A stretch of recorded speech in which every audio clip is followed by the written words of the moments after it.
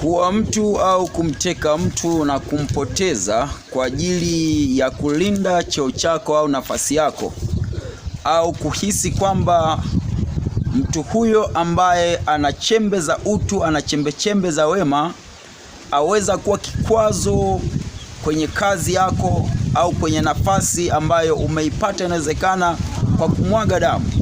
Kwa sababu kipande kikubwa cha wenye mamlaka waliopo madarakani sasa hivi wamezipata hizo nafasi kwa kumwaga damu za watu wengine.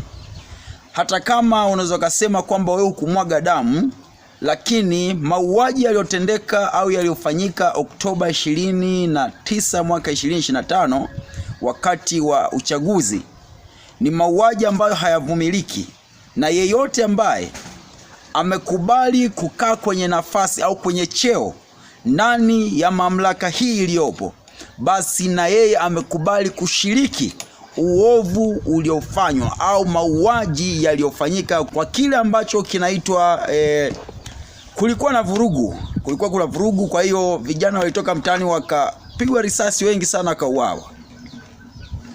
Sasa mauaji ambayo yalifanyika na yanaendelea, na mtu anakuwa radhi kuendelea kulinda nafasi aliyoipata kwa mauaji au kwa kuua, yuko radhi kuilinda hata kwa kumwaga damu ya mtu mwingine, ni kuhakikishia kwamba nafasi hiyo usidhani kwamba itakunufaisha.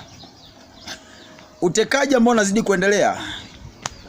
Jana nimepata taarifa kwenye mtandao, msaidizi wa Tundu Lissu ametekwa na watu wanaomiliki pingu, wanamiliki na bunduki.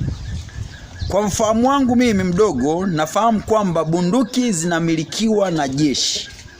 Kama sio jeshi la wananchi, basi ni jeshi la polisi au jeshi watu wa usalama wa taifa.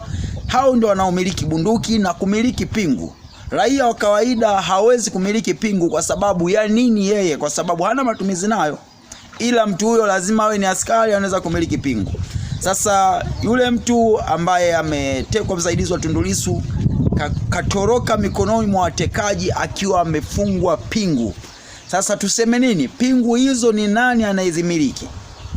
Sasa kuendelea kufumbia macho, tusidhani kama tunaitakia mema nchi. Inawezekana wewe unalinda nafasi yako hata kwa kudhuru mtu mwingine, ukitegemea nafasi yako itakunufaisha. Nikuhakikishia kwamba nafasi hiyo haitakunufaisha na unaitengenezea nchi madhara makubwa mbele, na hatukitakii mema kizazi kijacho. Watoto wako wataishi kwenye nchi gani ambayo inaendelea kutengenezwa kuwekewa msingi wa machafuko ambayo yatakuwa yanakuja kudumu sana mbele? Kwa sababu kitendo cha hivi watu wanauawa, wanatekwa, wanaumizwa, unatengeneza visasi visivyo na sababu vya miaka na miaka. Sasa itafika wakati taifa itavurugika sana, hakutakuwa na amani ambayo ingekuwa amani ile kama ambayo tulizoea miaka ya nyuma. Sasa amani ambayo imeondolewa kwa utekaji na mauaji ambayo yanaendelea, hii ni cha mtoto, itaendelea kuzidi sana kupotezwa. Kwa sababu huko mbele tusitegemee kama kutakuwa kuna usalama. Sasa nafasi yako wewe ambayo unailinda, uko radhi hata kuua mtu mwingine, itakufaidia nini mwanadamu? Itakufaidia nini?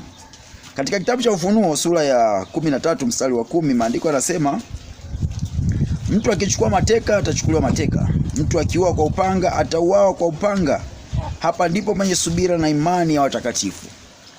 Lolote ambalo unalitenda, unamtendea mtu mwingine leo, uwe na uhakika kabisa kwamba kesho na kesho kutwa malipo yake utayapata. Hautakwepa malipo ya uuaji, utekaji ambao unaendelea kufanya. Mimi kama mtu wa Mungu nikuonye tu, ni afadhali sana ule mboga majani na ugali ukiwa hujaua mtu. Hakuna mtu ambaye damu yake itatakwa mikononi mwako, kuliko kula machakula ambayo unasema ni mazuri, makuku na manyama na mavitu fulani ya anasa, ili hali unayapata kwa kumwaga damu za watu. Itakufaidia nini? Unalisha familia yako kwa chakula ambacho umekipata kwa kumwaga damu ya mtu. Unalea familia, unalea wazazi wako, unalea ndugu zako kwa fedha ambayo umeipata kwa kumwaga damu ya mtu. Itakufaidia nini? Haiwezi kufaidia chochote.